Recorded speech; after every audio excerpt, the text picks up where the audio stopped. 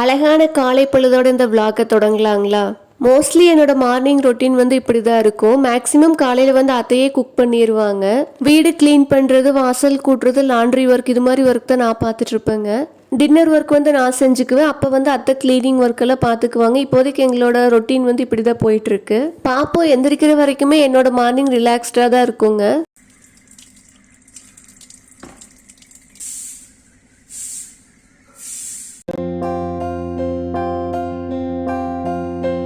அசைத்து இசைத்தது வளைக்கரம்தான், இசைந்து இசைத்தது புது ஸ்வரம்தான், சிரித்த சிரிப்பொலி சிலம்பொலிதான், கழுத்தில் இருப்பது வலம்புரிதான், இருக்கும் வரைக்கும் எடுத்து கொடுக்கும், இருக்கும் வரைக்கும் எடுத்து கொடுக்கும், மனதை மயிலிடம் இழந்தேனே, மயங்கி தினம் தினம் விழுந்தேனே, இருந்து பறந்து தினம் அழியவும் பார்வையில் ஓராயிரம் கவிதை நான் எழுதுவேன் காற்றில் நானே, நிதமும் உன்னை நினைக்கிறேன் நினைவினாலே.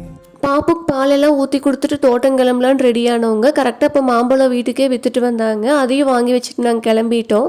அங்கே கொஞ்சம் வீடியோஸ் எல்லாம் எடுத்திருக்கேன். அது எந்த மியூசிக் இல்லாமல் நேச்சர் சவுண்டோடு அவங்க கூட ஷேர் பண்ணியிருக்கேன்.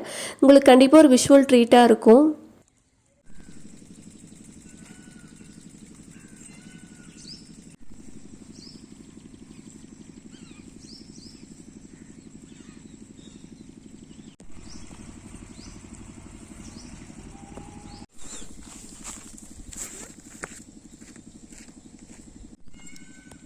Papa, Papa, da, da, da, da.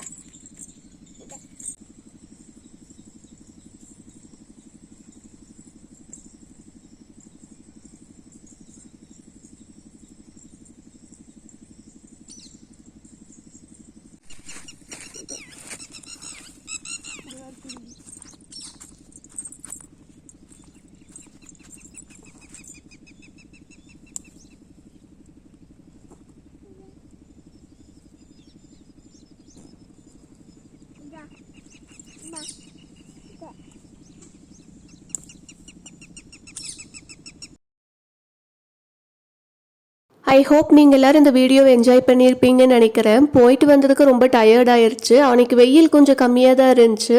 இருந்தாலும் கொஞ்சம் தூரம் நடந்துட்டு வந்ததுக்கே டயர்டாயிருச்சு. நாங்கள் 2 பேர் தண்ணி குடிச்சிட்டு நான் கொஞ்சம் நேரம் ரெஸ்ட் எடுத்துட்டு அடுத்த ஒர்க்கே ஸ்டார்ட் பண்ணேன். முருங்கை இலை பொடி ஆர்டர் வந்துருந்துச்சுங்க. அது பொரிச்சிட்டு வரக்கு தான் தோட்டம் போயிருந்தோம். மோஸ்ட்லி இது மாதிரி முருங்கை இலையெல்லாம் வெளியே தான் கொண்டு வந்து வாஷ் பண்ணுவேன். வாஷ் பண்ணி இந்த செல்ஃபில் அப்படியே காய வச்சுருவேன் கொஞ்சம் நேரம். ஈரெல்லாம் வடிஞ்சதுக்கப்புறம் தான் க்ளீன் பண்ணவே ஆரம்பிப்பேன். க்ளீன் பண்ணிவிட்டு வீட்டுக்குள்ளே ஃபேன்லேயே காய வச்சுருவேங்க. 2-3 நாளில் நல்லா ட்ரை ஆயிரும். அதுக்கப்புறம் எடுத்து பவுடர் பண்ணிக்குவேன். முருங்கை இலையில் நிறைய பெனிஃபிட்ஸ் இருக்குதுன்னு சொல்கிறாங்கங்க. அதை வந்து டேரெக்டாக கீரையாக சாப்பிடாட்டி கூட இது மாதிரி பவுடர் பண்ணி டெய்லியும் மார்னிங் வெறும் வயிற்றில் குடிக்கலான்னு சொல்கிறாங்க, தண்ணியில் மிக்ஸ் பண்ணி. இது என்னோட ப்ரொமோஷனுக்காக சொல்லலை. உங்களுக்கு பக்கத்தில் எங்கேயாவது கிடைச்சாலும் சரி, நீங்களும் வாங்கி ட்ரை பண்ணுங்கள். டெய்லியும் மார்னிங் வாட்டரில் மிக்ஸ் பண்ணி குடிங்க. இந்த ஒர்க்கெல்லாம் முடிச்சுட்டு வீடு க்ளீன் பண்ணவே 11 மணிக்கு மேலே ஆயிடுச்சுங்க. டெய்லி 8 மணிக்கே வீடு க்ளீனிங் ஒர்க்கெல்லாம் முடிச்சு வீடு ரொம்ப பர்ஃபெக்டாக வச்சுருப்போம். அப்போல்லாம் எந்த கெஸ்ட்டும் வரமாட்டாங்க. ஆனால் சம்டைம்ஸ் இது மாதிரி லேட் ஆயிரும் வீடு க்ளீன் பண்ணுறதுக்கு. அப்பன்னு பார்த்து தான் கரெக்டாக கெஸ்ட்டு வருவாங்க. அடிக்கடி இப்படி தான் நடக்குங்க. உங்கள் லைஃப்லேயும் இந்த மாதிரி எக்ஸ்பீரியன்ஸ் நடந்திருக்குன்னு நினைக்கிறேன். ஏன் நல்ல நேரம் நினைக்கிறேன், அன்றைக்குன்னு பார்த்து எந்த கெஸ்ட்டும் வரல.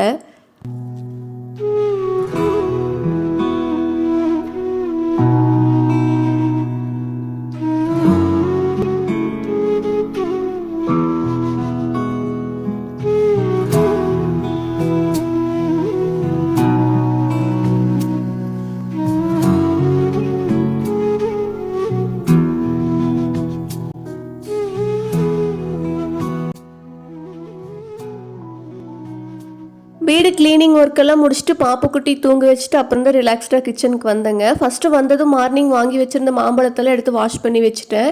பார்த்தோன்னே வந்து ஜூஸ் குடிக்கணும்னு கிரேவிங்ஸாக இருந்துச்சு. அதுக்கு தான் ரெடி பண்ணிகிட்ருக்கேன். கூடவே வந்து ஒரு இன்ட்ரெஸ்டிங்கான ரெசிபியும் ட்ரை பண்ணியிருந்தேன். அதையுமே இந்த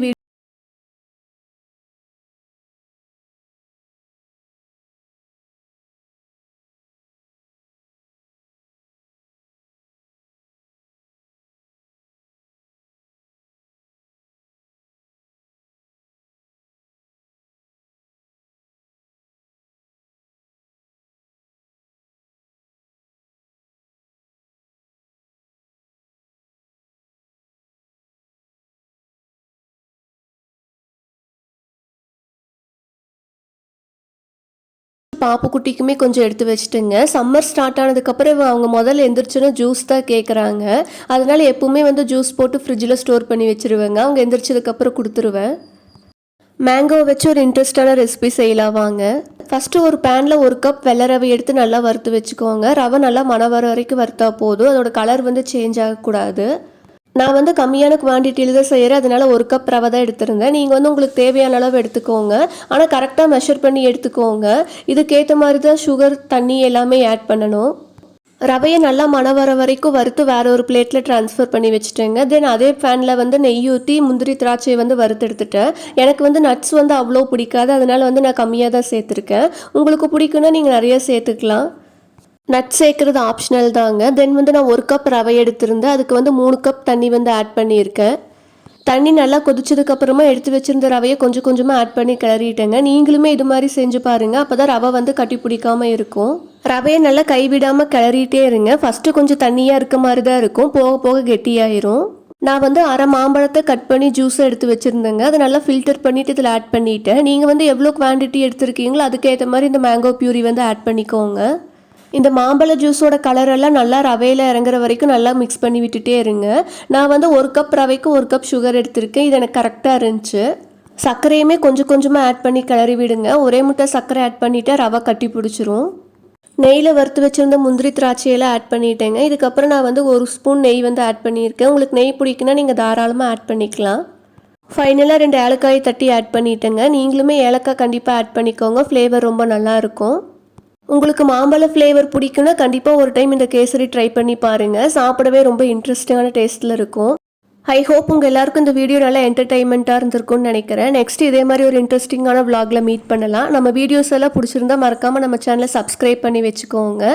keep supporting me. Stay tune.